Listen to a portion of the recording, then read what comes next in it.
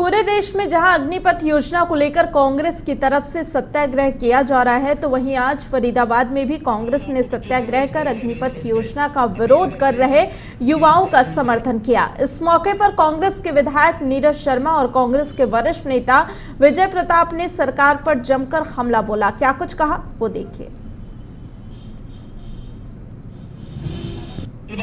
सरकार की अग्निपथ योजना को लेकर लगातार देश में जो है विवाद छिड़ गया था और उसको लेकर अब कांग्रेस ने भी उन युवाओं का साथ देने का जो है काम किया है और ऐसे में आज पूरे देश में कांग्रेस की ओर से सत्याग्रह जो है किया जा रहा है और उन अग्निवीरों का समर्थन देने की बात कांग्रेस की ओर से अलग अलग जिलों, अलग अलग तहसीलों पे, अलग अलग देश के राज्यों में की जा रही है। और इसी को लेकर फरीदाबाद में भी जो कांग्रेस की ओर से जो है सत्याग्रह चलाया जा रहा है और हम इस समय बड़कल में मौजूद हैं, बड़कल तहसील के पास। और यहाँ पर आप देख सकते हैं कि जो कांग्रेस के जो तमाम जो कार्यकर्ता हैं, जो नेता हैं, वो यहाँ पर पहुँचे हुए हैं और उन अग्निवीरों के लिए, अग्निपथ योजना के खिलाफ जो है आवाज़ बुलंद कर रहे हैं, उनका समर्थन दे रहे हैं। और यहाँ पर मैं आपको दिखाना चाहूँगा कि कांग्रेस के जो NIT से विधायक है नीरज शर्मा जी मौजूद हैं, साथ ही विधानसभा से वरिष्ठ नेता विजय प्रताप जी हैं, निवर्तमान पार्षद राकेश भड़ाना जी हैं। तो तमाम जो कार्यकर्ता हैं वो यहाँ पर इनके साथ जुटे हुए हैं और अग्निपथ इस योजना के खिलाफ जो है प्रदर्शन कर रहे हैं, सत्याग्रह कर रहे हैं। और इनसे बातचीत कर लेते हैं कि आखिर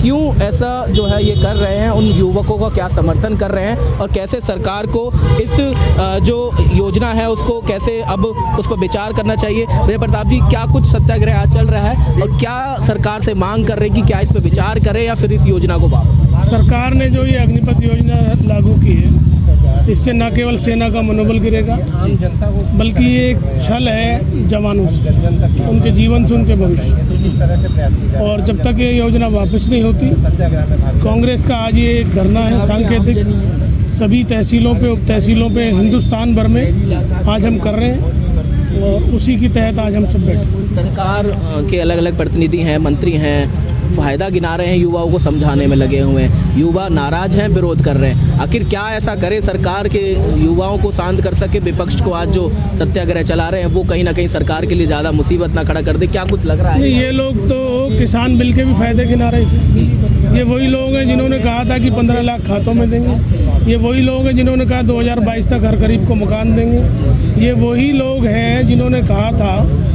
कि हम 2 करोड़ रोजगार हर वर्ष देंगे।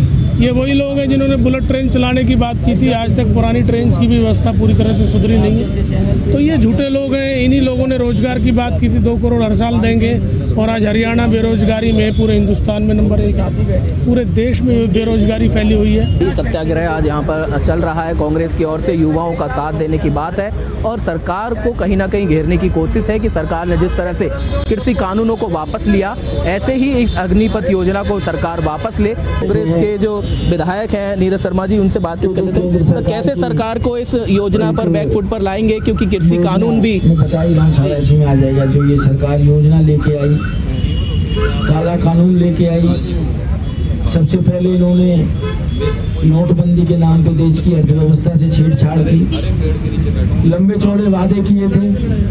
किसी नेता ने ये कहा था कि मुझे चौराहे पे पकड़ के फांसी लटका देना, काला धन वापस नहीं आया हो तो। और आज की तारीख में पहले से ज्यादा काला धन बढ़ गया देश के अंदर। चाहे हमारे किसानों के साथ छेड़छाड़ की हो, जो इनको वैज्ञानिक आंदोलन में भाग लिया, इस नेता ने भारत छोड़ो आंदोलन में भाग लिया, इस नेता ने नमक आंदोलन में भाग लिया, क्योंकि इनका देश से और देश की आज़ादी से कोई मतलब ही नहीं है। सरकार के लिए भी कि राम राज्य के नाम पर आप आए हो, हमारे देश को रावण राज्य नाम, सरकार को घेरने की कोशिश है और सबसे बड़ा कि सत्याग्रह इसको नाम दिया गया है। और पूरे देश में इसी तरह से आज जो है कांग्रेस के अलग अलग जगहों पर कार्यक्रम आयोजित किए गए हैं और युवाओं को समर्थन देने की कोशिश है और अग्निपथ इस योजना को वापस लेने के लिए इस तरह के आज अलग अलग पूरे देश में अलग अलग जगहों पर कार्यक्रम जो है कांग्रेस की ओर से आयोजित किए जा रहे हैं। सहयोगी राकेश के साथ संदीप गोयल, 24/7 न्यूज़, फरीदाबाद।